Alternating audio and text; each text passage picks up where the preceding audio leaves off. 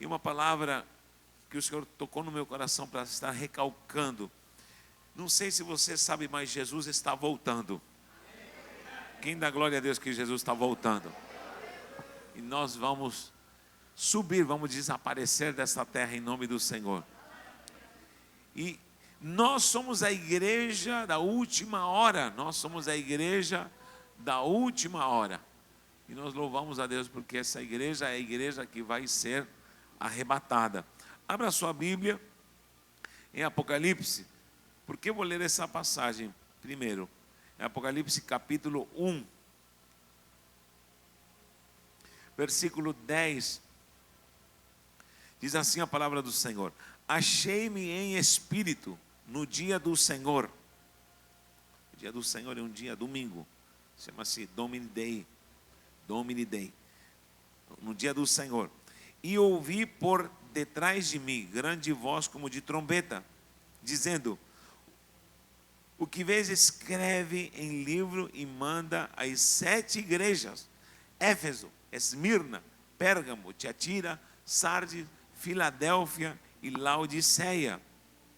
Voltei-me para ver quem falava comigo, e voltado vi 7 candeeiros de ouro, e no meio dos candeeiros um semelhante ao Filho do Homem, com vestes talares e cingido à altura do peito com uma cinta de ouro.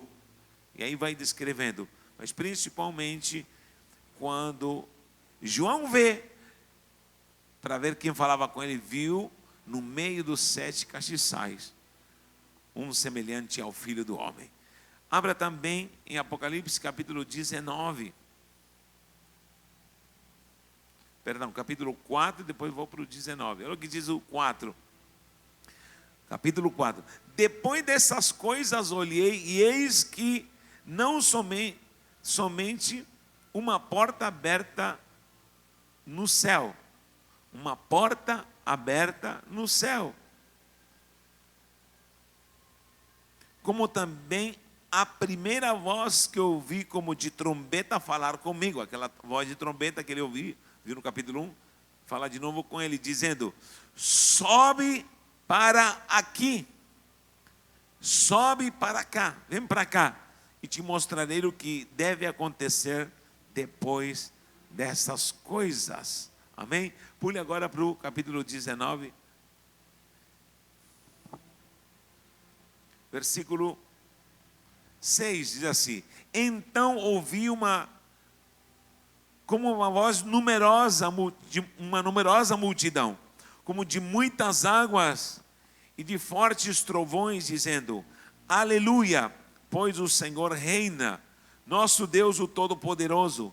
Alegremo-nos, exultemo-nos e demos-lhe glória, porque são chegadas as bodas do Cordeiro, cuja esposa a si mesma já se ataviou, pois lhe foi dado vestir-se linho finíssimo, resplandecente e puro, porque o linho finíssimo são os atos de justiça dos santos. Amém?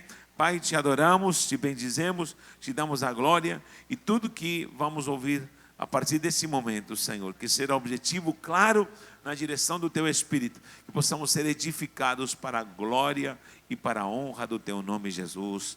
Amém, amém. Preste atenção, querido. Há uma visão de o único apóstolo que sobreviveu ao martírio e à matança de todos os apóstolos. Você sabe que todos os apóstolos de Jesus, inclusive Paulo, que não pertenceu aos 12, todos eles foram martirizados, todos eles foram mortos. Felipe, Natanael, o próprio apóstolo Pedro, Tiago, João. Herodes foi o primeiro que tomou a Tiago e o transpassou por uma espada, diz a palavra do Senhor. E todos eles morreram. O único que não morreu martirizado foi João. Ele morre desterrado na ilha de Patmos por avançada idade, por volta do ano de 106 depois de Cristo, com mais ou menos aproximadamente 96 anos de idade. João morre de velho. Conta a história que o imperador romano chamado Domiciano, é uma história real, diz que ele o tomou porque era o único apóstolo que sobrevivia, o tomou e o condena para ser literalmente fervido em azeite. E é colocado literalmente num caldeirão fervendo, e acontece uma maravilha, como diz o apóstolo Hilton. Ele não se queima, e o tiram, e dizem: o que aconteceu? Todo mundo fica pasmado. Isso é uma informação fora da palavra do Senhor. Ele diz: é que o fogo e o azeite que está dentro de mim, na minha alma, é mais quente do que esse azeite que vocês tentaram me matar. Bom, o que acontece? Domiciano pega a João, o evangelista, e lhe diz: esse cara está tomado por uma deidade. E os romanos, quando viam alguém diferenciado, desde pessoas gigantes, pessoas que eram ameaça, pessoas que eram transtornadas, pessoas que tinham poderes ocultistas, pessoas que faziam milagres, havia muito disso naquela época, eram desterrados para a ilha de Patmos. E na ilha de Patmos, João é jorrado literalmente, e ele fica na ilha de Patmos, na beirada, no meio de homens que estavam desterrados, homens que eram feras praticamente. Ele desce e diz: o que será de mim, Senhor? E o que acontece? Nesse momento, quando ele é desterrado para a ilha de Patmos, ele tem uma visão, e Deus começa a revelar o Apocalipse. E ele escreve o Apocalipse, e se fecha um cano da Bíblia Sagrada. Então, entre tantas coisas que você vai ver no Apocalipse, uma delas é uma visão de 7 igrejas, que eu já preguei, já ensinei. As decorei há muitos anos, porque de fato são um perfil da igreja de hoje: Éfeso, Esmirna, Pérgamo, Tiatira, Sardes, Filadélfia e Laodiceia. São 7 igrejas ao todo.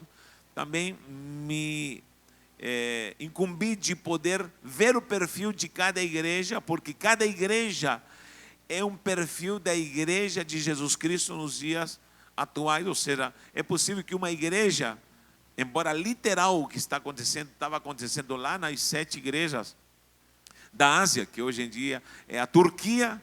Nessa Ásia Menor havia 7 igrejas fundadas apostolicamente, e os apóstolos cuidavam dessas igrejas. E João dá uma mensagem para essas 7 igrejas, porque todas elas têm perfis diferentes. Todas elas têm perfis do que acontece na igreja nos dias de hoje, né?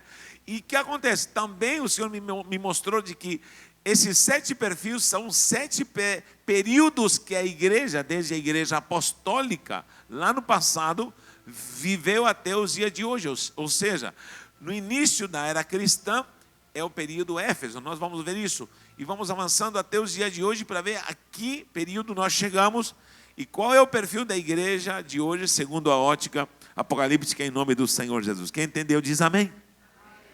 Então, queridos, nós temos em primeiro lugar Éfeso. Qual a característica de Éfeso? Éfeso é uma igreja cujo pastor, porque as mensagens são para o anjo da igreja, as mensagens são para os pastores da igreja, mas é o perfil da igreja em si.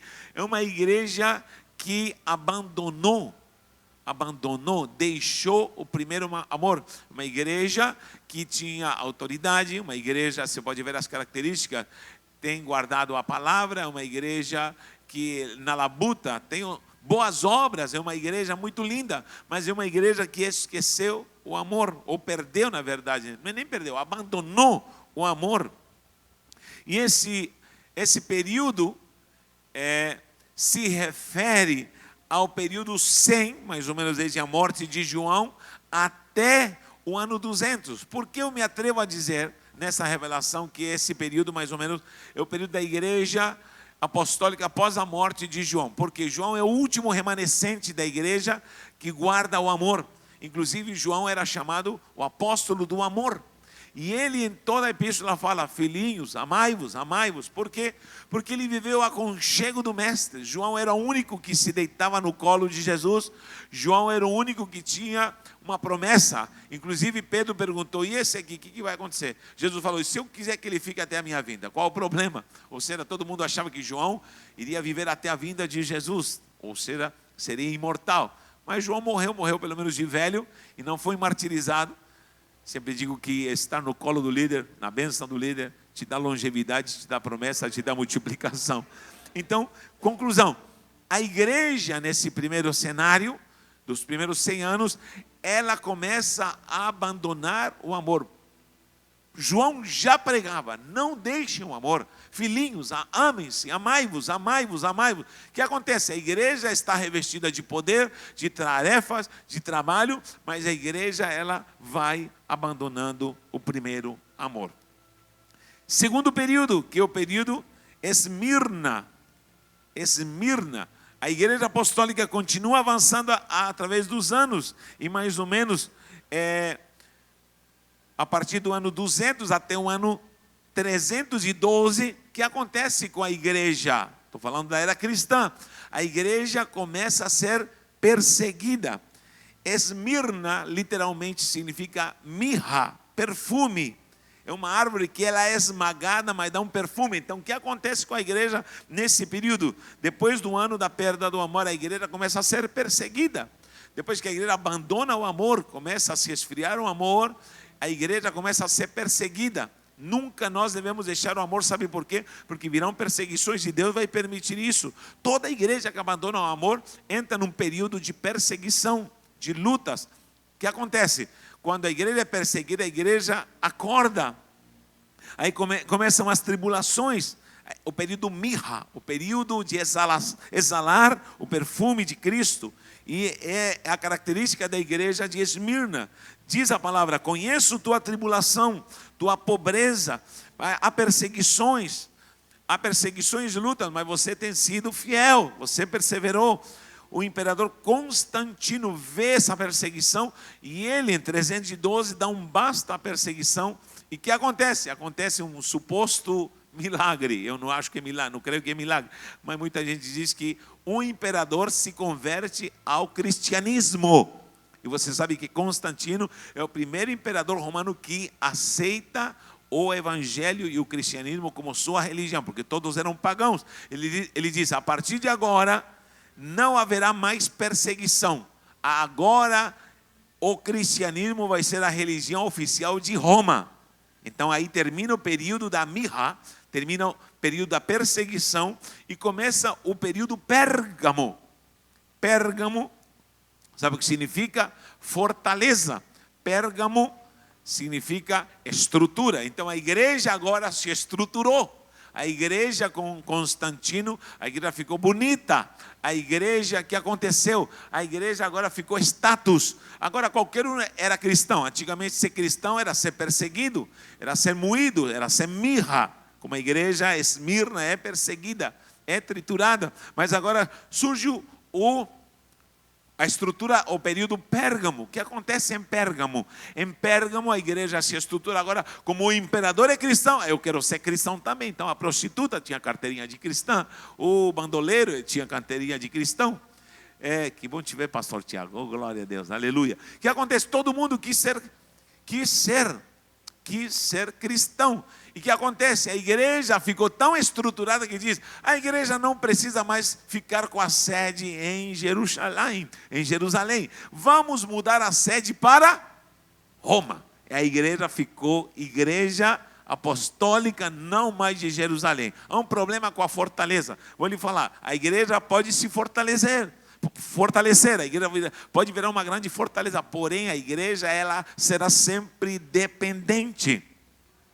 Quer ver quando eu vejo uma pessoa que se desvirtua na fortaleza? É quando essa pessoa se desvirtua de princípios. Quer ver? Muita gente pensa que prova é pobreza. Eu sei disso. Quem já passou por essa prova chamada pobreza? Necessidade. Eu já passei muito, você sabe da minha história. Agora há uma prova que muitos não sabem. É ter milhões na conta. Essa é uma grande prova. Sabia disso? Quem quer uma prova dessa? Ninguém quer? Ei, receber 100 milhões na sua conta é uma grande prova. Que prova? Todo mundo quer essa prova, né? Mas vamos provar quem você é com 10 milhões. Vamos provar quem você é com 100 milhões. Quero ver se você vai estar aqui com 100 milhões na conta. Quero ver se você vai... Gente, por besteira, meu irmão, deixa de ser discípulo. Quanta coisa com 100 milhões você seria capaz de dizer, ou seríamos capazes de falar: não preciso mais. Aí na reunião, não preciso mais. Discipulado, não preciso. Eu conheço gente, olhe para mim, que se cair 100 milhões na sua conta, sabe o que ele faz? Ele larga o ministério. Porque tem gente que já me transmitiu isso na sua essência. Ministério para mim não acrescenta nada. Estou fazendo o que tem que fazer. Até porque me sustenta. Oh, nem me sustenta. Muda tudo. Tem gente que se recebe 100 milhões, sabe o que ele vai fazer? Surfar no Havaí. Será que você continua sendo pastor com 100 milhões na conta? Será que você continua sendo servo? Olha, se é que você é servo. Será que você continua na dependência de Deus? Será que você vai subir no monte? Será que você vai ficar, Senhor, opera na minha vida, Pai, sou teu servo, fala comigo. É duro falar isso, mas esse período começou na igreja primitiva. Mais ou menos nos anos 400, começa um processo da igreja a ser estruturada, Pérgamo. Mas Jesus fala assim, ei Pérgamo,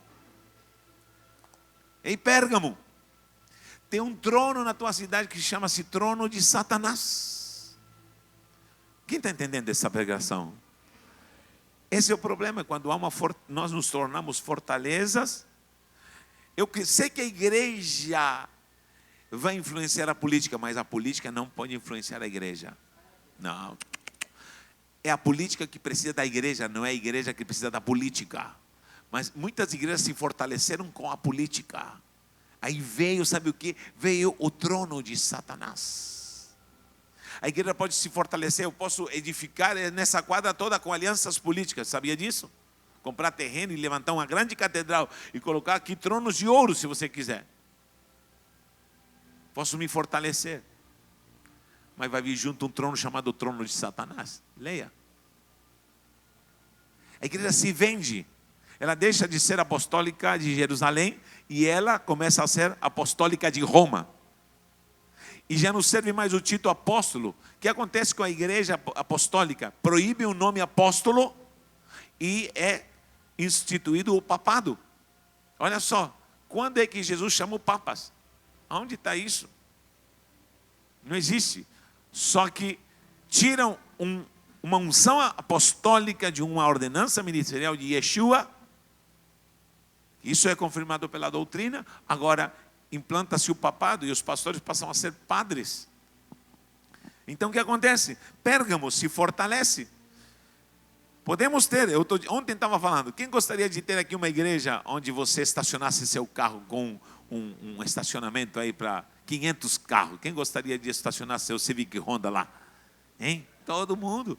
Quem gostaria de ter aqui um berçário onde tivesse fralda de graça, tivesse de tudo de bênção, cheiroso? Hein ou não é? Hein? Para você não ficar segurando a criança aqui.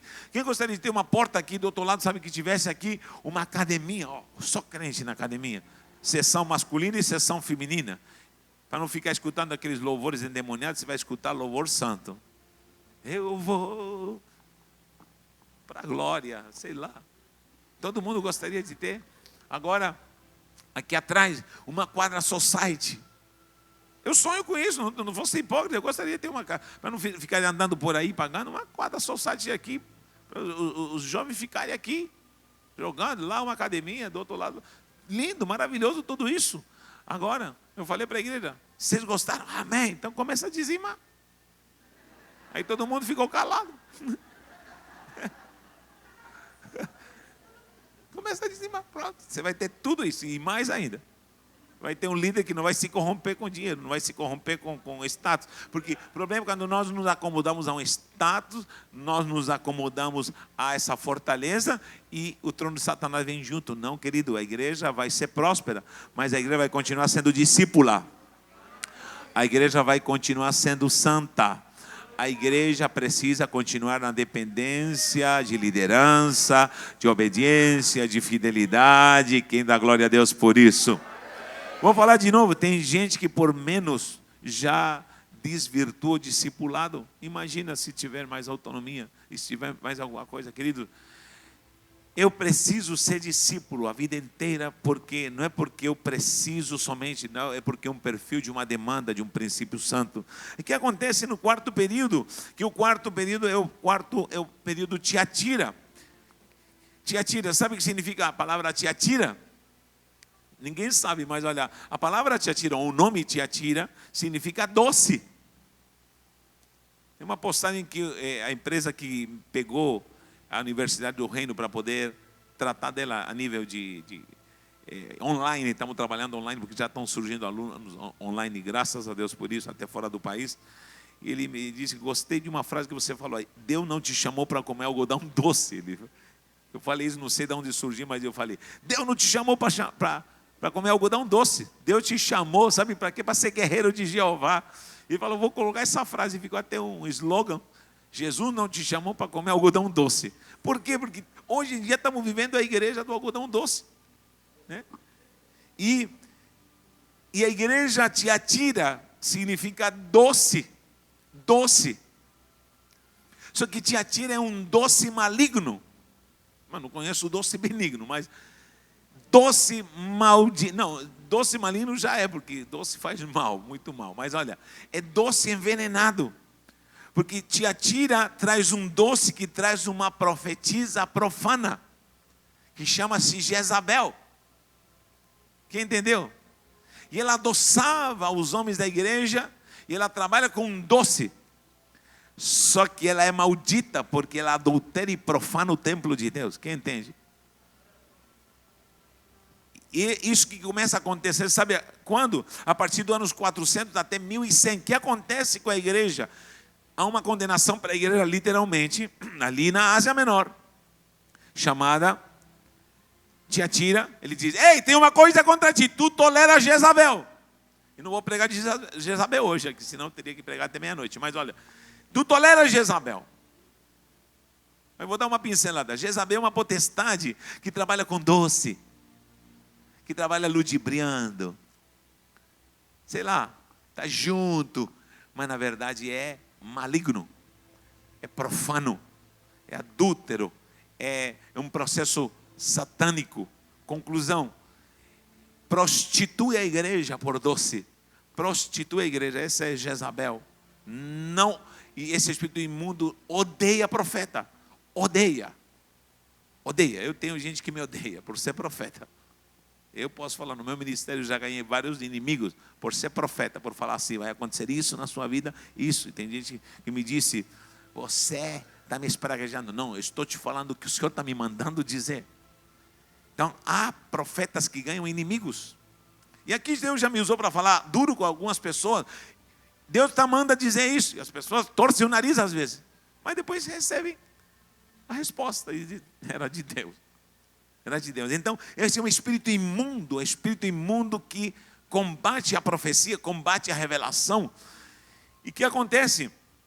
Nesse período de 400 a 1100, mais ou menos depois de Cristo, se implantou, sabe o que? A doçura de uma mulher para ser adorada, chamada Maria. Surge a mariolatria no altar de Íris. É por isso que eu não aceito que ninguém chame o arco. Escute lá atrás os jovens. Jovens, escutem lá atrás, escutem. Existe um pedestal chamado Íris, não aceito ninguém que chame o arco de Deus, porque Deus disse, esse é meu arco. Disse para Noé, esse é meu arco. O arco não é de Íris. E nós às vezes chamamos de Íris, não aceito. O arco é de Deus. Porque no pedestal de Íris, que era uma deusa que tinha um colorido, e era uma deusa profana, e era uma deusa justamente, era uma deusa, a Íris é a mesma Vênus, é a mesma essência, e era uma deusa das prostituições. Doença de Vênus, doença venérea. Quando alguém tinha uma doença de ordem sexual, era chamada doença de Vênus, doença venérea. Era a mesma Íris. Nesse pedestal tiraram a Vênus, tiraram a Íris e colocaram a Maria. E falaram, a partir de agora, essa doce, linda mulher vai ser a nossa mãe. A Bíblia diz que nós temos uma mãe no céu. Quem diz amém? Temos uma mãe, está escrito lá, bem claramente em Gálatas.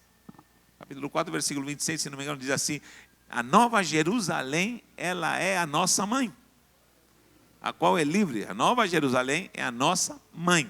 Agora, preste atenção, uma senhora que com suas vestes nos cobre e nos dá doçura. Está repreendido em nome de Jesus. Isso aconteceu no período de 400 a 1100 depois de Cristo, que seria o período Tiatira. O papado implantado, como falei, se inventam doutrinas para adoçar a boca do povo. Ah, fulano morreu. Há esperança, tem um tal de purgatório. Olha que doce para alguém que perdeu a mãe e o pai e não se sabe se ela foi salva ou não. Não aceitou a Jesus, não era cristã, nem foi batizada, era pagã. Não sabemos. Então é só trazer uma oferta. Quando a moeda cai no cofre, você te liberta essa alma do purgatório. Olha que coisa mais doce. Começam as doutrinas. O latim já era uma língua doce, já era uma língua que acontece assim, elitizada. Não era qualquer pessoa que falava como o romano falava em latim. O que acontece? Era falado com doçura, inclusive nas cantigas de missa, a leitura bíblica era feita em latim, era feito com tom de doçura, se pregava em latim. Em nomine Pater, Filho, Espírito Santo. Pronto. Olha que doce. Quem não quer um pregador assim, gente? Fala a verdade. Escutar o Natanael, Jesus vai voltar e você tem que se arrepender, duro agora. Jesus te ama e todos nós vamos para o céu. Gregório disse, vamos implantar doçura. Tudo ficou lá, tudo ficou lindo. E todos vamos para o céu. Tudo podem, mas tudo vamos para o céu e da glória. Amém.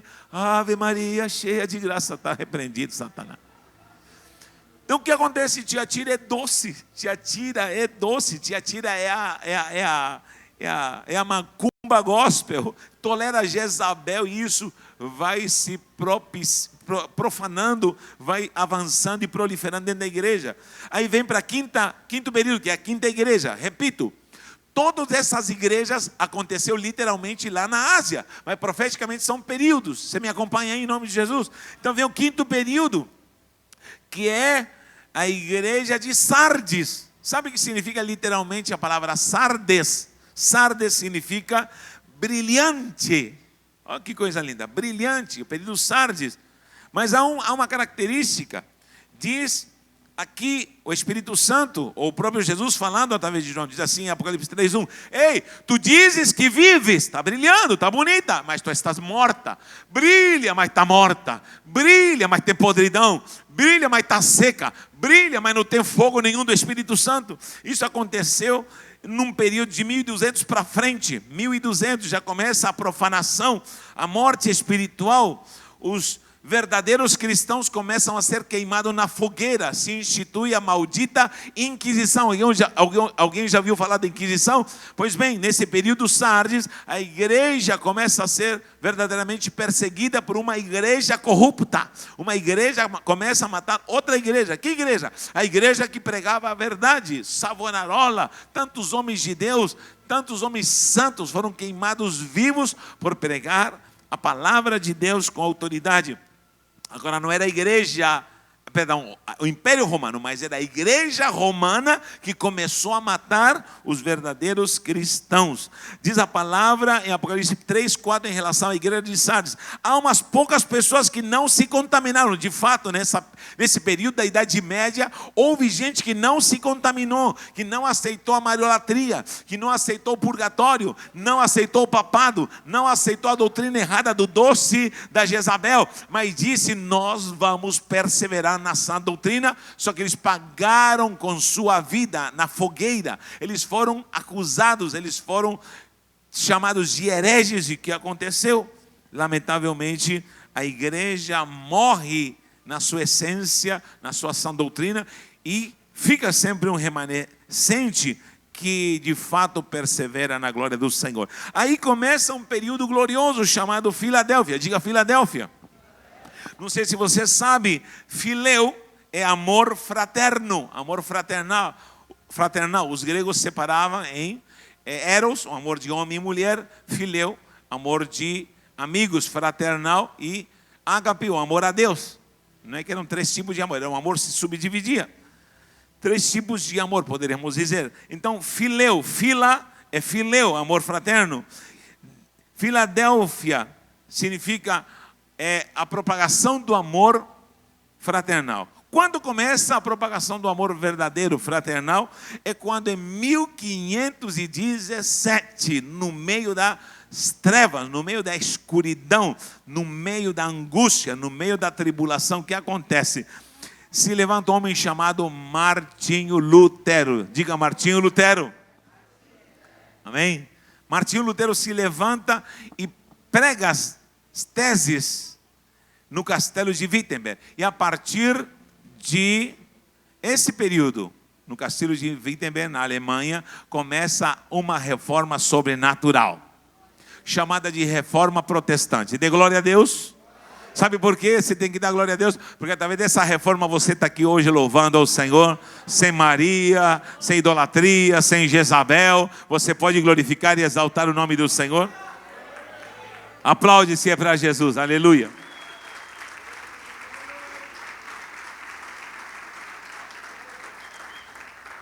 O que acontece com Filadélfia? Começa um período chamado Reforma, e começam os grandes avivalistas. Primeiro é Martinho Lutero, e aí depois começa um processo glorioso, 1500, 1600, 1700, 1800.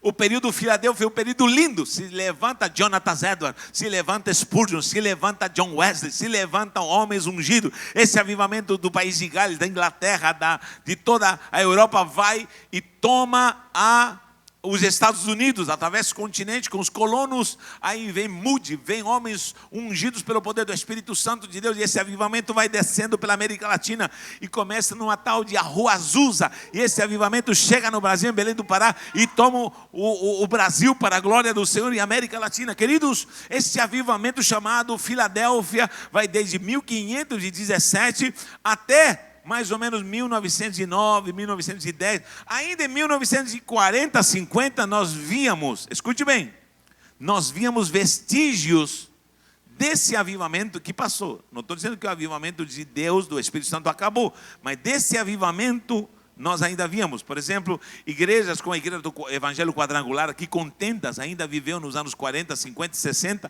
um grande avivamento. A própria Assembleia de Deus aqui no Brasil viveu com Gunnar Wingren, Daniel Berg, um grande avivamento. Nós vimos no Chile com Willis Collins Hoover, avivamentos gloriosos. Mas essa chama como que se apaga, porque a igreja entra em outro período, já passa esse avivamento dos homens aguerridos, dos homens que atravessavam oceanos, dos homens que entraram na Índia, dos homens que atravessam a África, homens que começam a adentrar fazendo a obra missionária. E começa o período Laodiceia, onde nós estamos agora, para irmos embora, estamos no período Laodiceia. Me atrevo a dizer que é o povo que vai morar nos últimos anos aqui na terra antes da vinda de Jesus. Qual é a característica da igreja de Laodiceia? Primeiro, é uma igreja abastada, uma igreja rica. É o que mais tem hoje em dia. Grandes templos, a igreja tem de tudo. Tem performance, a igreja tem carro, tem ônibus, tem sítio. Hoje em dia, os cristãos são artistas. Hoje em dia, facilmente um juiz. Antigamente, os indoutos, nos anos 50, 60, quem é dessa época, era a gente ralé, os crentes eram os bodes, não é? Agora não.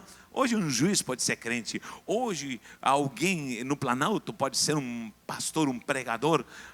Enfim, tanta gente que alcançou patamares elevados através de uma posição da igreja. A igreja, repito, não se vê mais qualquer estrutura de igreja hoje. Qualquer pessoa no Brasil para falar mal da igreja, não é meia dúzia não, é multidões e milhões que se levantam e dizem: epa, nós somos a igreja do Senhor.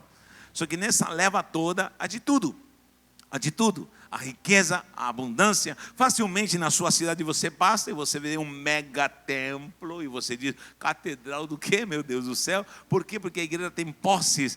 Essa igreja Laodiceia, ela começa a se gabar. Ela diz: eu não tenho falta de nada, eu sou rico, eu tenho de tudo, não preciso de mais ninguém. Novamente começa a estrutura tomar conta da igreja, a igreja se esquece. Mas há uma coisa, primeira característica dessa igreja, para irmos já embora.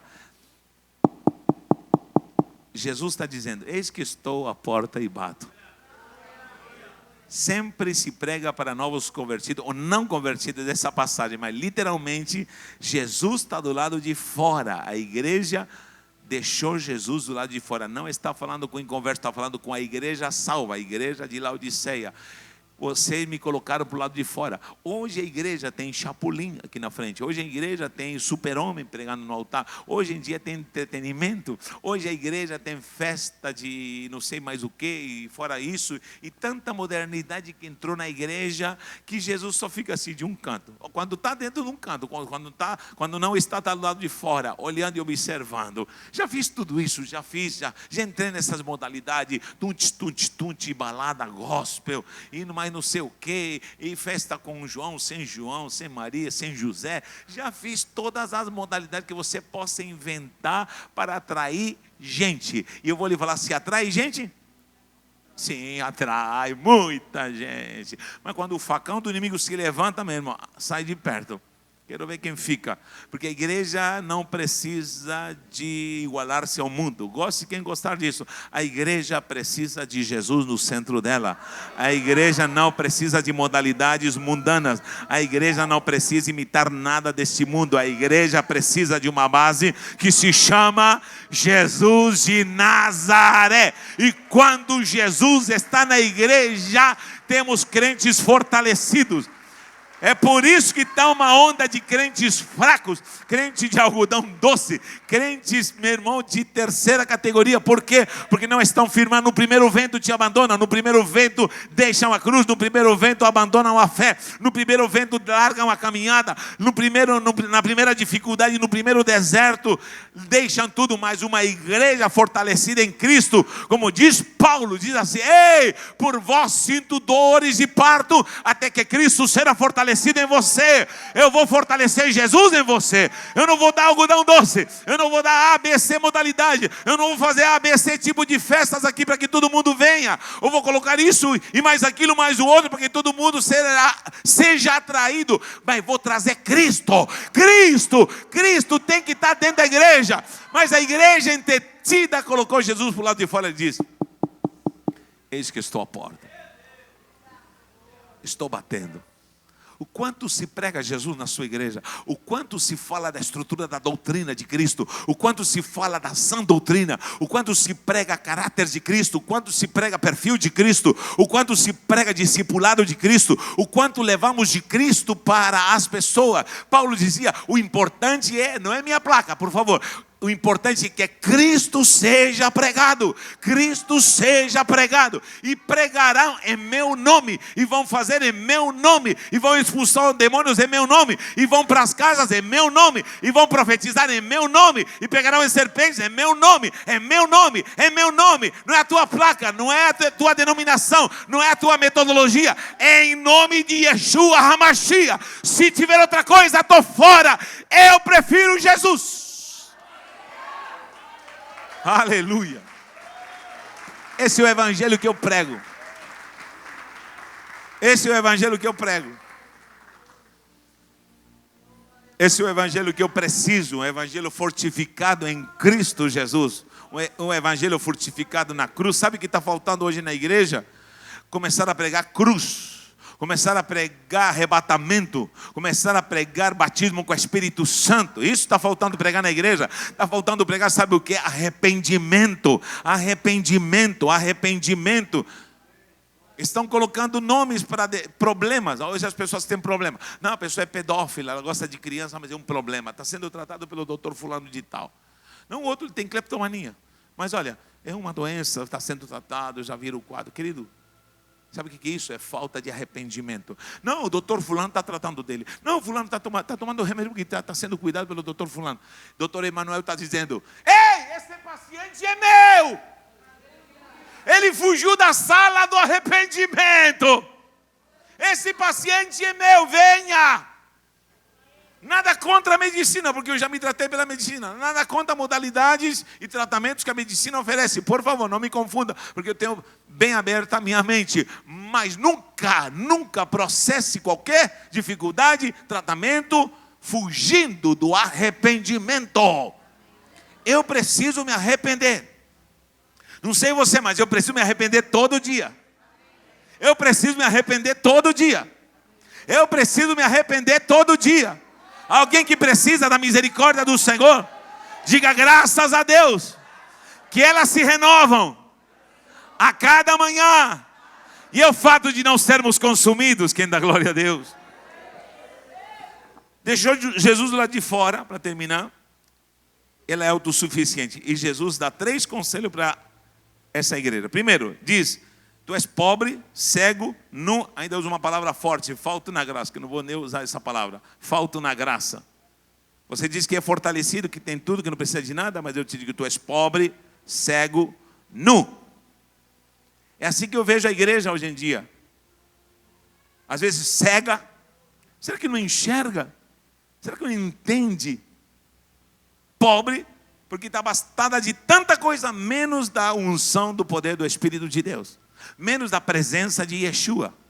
Tem tudo na igreja, tudo funciona. Não tenho nada contra a modalidade. Outro dia me apresentaram um negócio que a gente, pelo celular, apaga a luz aqui na igreja. Olha que chique, maravilha.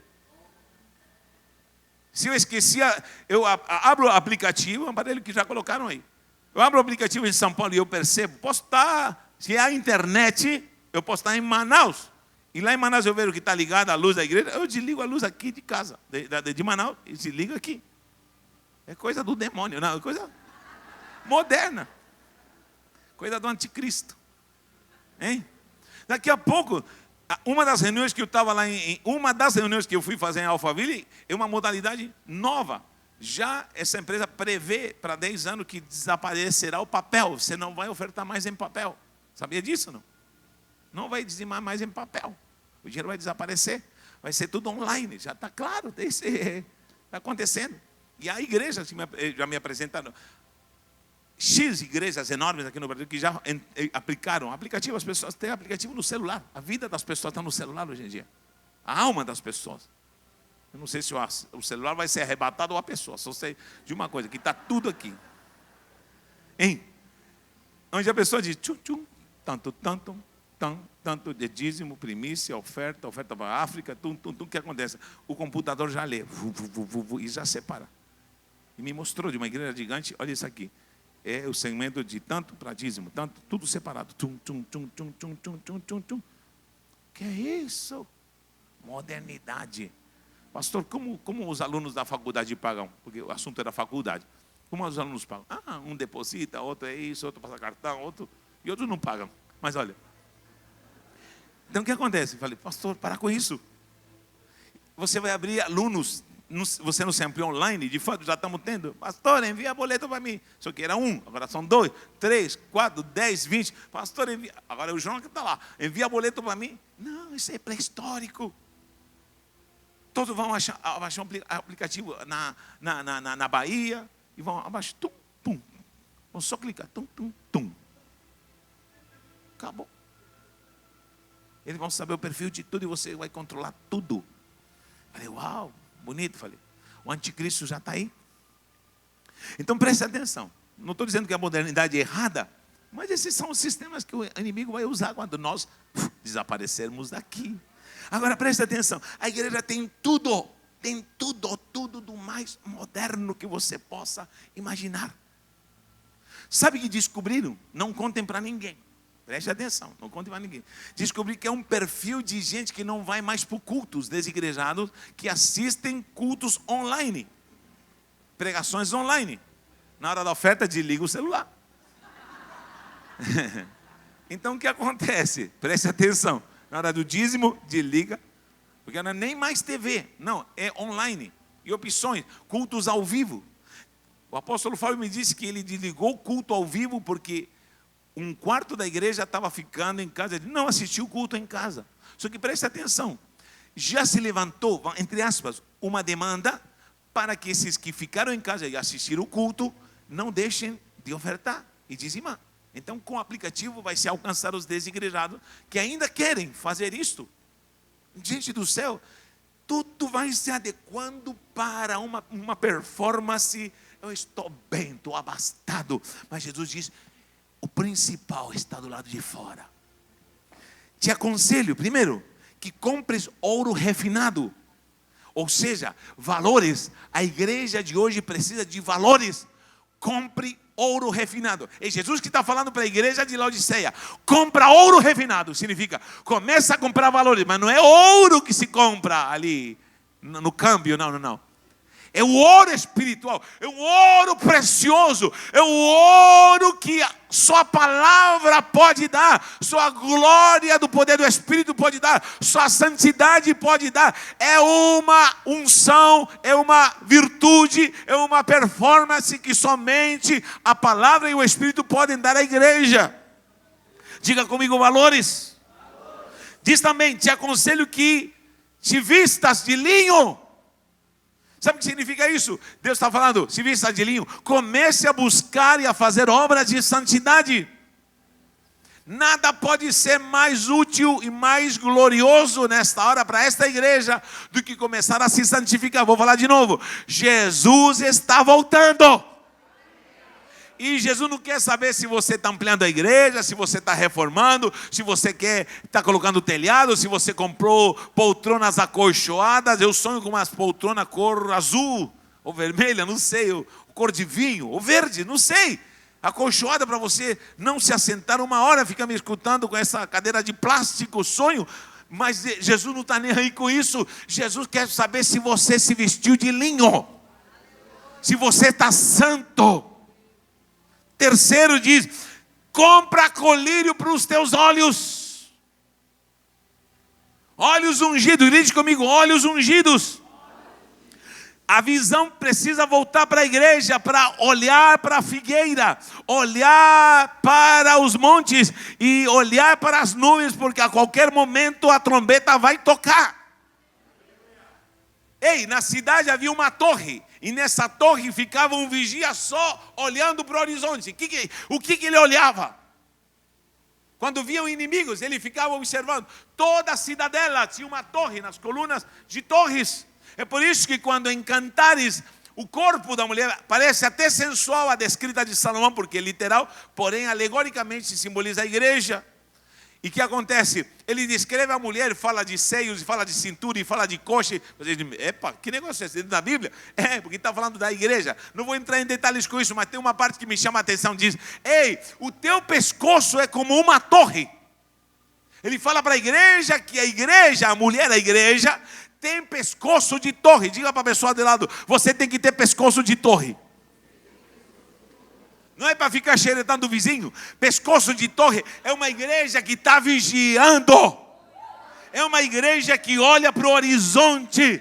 É uma igreja que diz, ei, o inimigo está vindo, vamos orar e clamar e jejuar. Pastor tem que ter pescoço de torre para olhar. Epa, eu conheço isso aí, olha o que está vindo. Isso não é de Deus, isso é de Deus. Assim como também quando vinha a bênção, está vindo bênção. Quem tem torre está olhando além, ou seja, colhido nos olhos é vigilância, colhido nos olhos é visão. E Jesus está dizendo para a igreja, é hora de comprar ouro, valores, é hora de se vestir de linho, santidade, e é hora de estar vigiando, porque eu venho buscar a minha igreja. Não sei se você sabe, mas nós vamos ser arrebatados. Olha o que diz aqui para terminar. Então vi como uma voz de numerosa multidão. Você vai estar nessa multidão. Você vai estar nessa multidão. Você vai estar nessa multidão. Característica da multidão, ela faz barulho.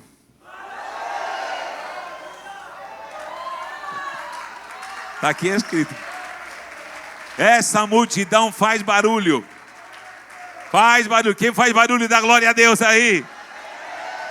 Diz que era como uma multidão, como muitas águas. Quem já foi em cachoeira aqui? Quem já foi em rio? Ei, imagina muitas cachoeiras. A unção de cachoeira vai te pegar em nome do Senhor. Essa é a igreja que vai subir, a igreja que dá glória, exalta. Uma multidão. E uma voz como fortes trovões. Quem escutou um trovão há poucos dias aqui na Baixada Santista? Disse para todo mundo, acorda. Hein, Fernando? Hein, pastor? Loucura.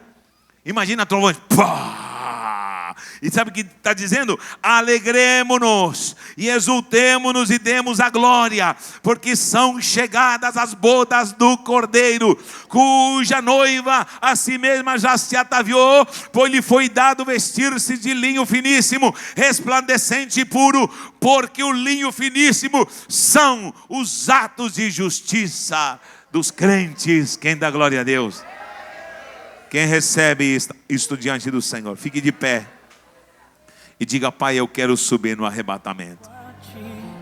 As minhas mãos entrego a ti, meu coração entrego a ti, tudo que sou, usa-me.